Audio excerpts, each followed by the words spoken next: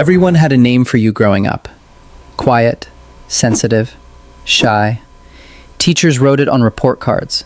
Relatives said it at family dinners. Even your parents used it like it explained everything about you. And for a long time, you believed them. But here's what nobody said out loud. Shyness is something you're born with. What happened to you was something else entirely. There's a specific kind of child that adult psychologists recognize immediately. Not the loud one, not the difficult one. The one who learned, very early, to make themselves small. The one who stopped asking for things because asking felt dangerous. The one who watched how adults were feeling before deciding how to feel themselves. The one who became so good at being invisible that eventually they forgot they were even there. That child wasn't shy. That child was adapting to an environment where their emotional needs were consistently ignored. Psychologists call this emotional neglect. And unlike physical neglect, it leaves no visible marks, which is exactly what makes it so difficult to recognize, even decades later, even in yourself. Emotional neglect doesn't require a dramatic childhood. It doesn't require cruelty or abuse. It can happen in perfectly normal-looking homes, in families where nobody hit anyone, where the bills were paid and dinner was on the table. It happens in the quiet moments, when you cried and nobody came, when you were excited about something and the room stayed flat, when you tried to share how you felt and the conversation moved on like you hadn't spoken.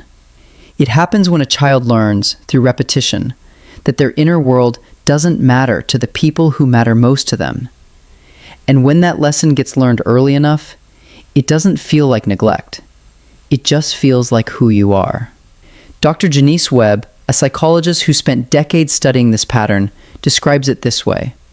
Emotional neglect is defined not by what happened to you, but by what didn't happen.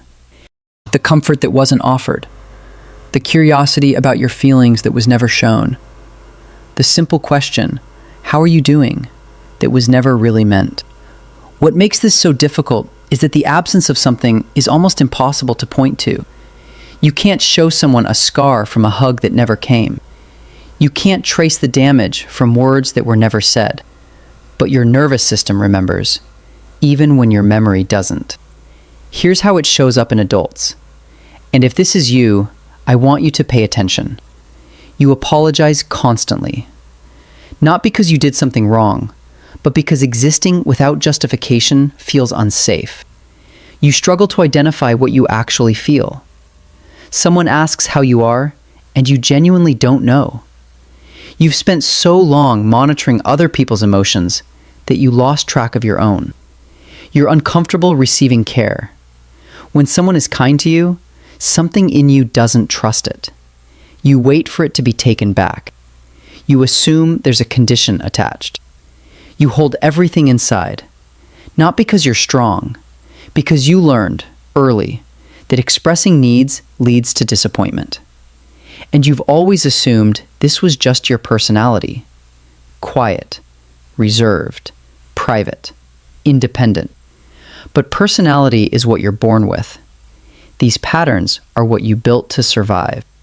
There's a term in developmental psychology called the emotional thermostat. In healthy early environments, a parent acts as a regulator. When a child is overwhelmed, the parent's calm brings them back to center. When a child is frightened, the parent's presence signals safety. When a child is excited, the parent's engagement tells them their experience is real and worth having. This process, repeated thousands of times across childhood, teaches a child how to feel, how to process emotion, and most importantly, that their inner world is valid. When that process is missing, the child doesn't learn those things. They learn the opposite. That needs are burdens. That the safest strategy is to need nothing at all. And then that child grows up, and they wonder why intimacy feels terrifying, why they can't ask for help, why they always feel faintly like they're too much. This is not a character flaw. It is a survival strategy that worked perfectly when you were small and powerless, and costs you everything now that you're not. The child who made themselves invisible was protecting themselves the only way they knew how. They deserve nothing but compassion for that. But you are not that child anymore. Recognition is where this ends and something else begins. Not in a single moment, not with one video, but the moment you stop explaining your pain away with the word shy, the moment you call it what it actually was, something shifts. Because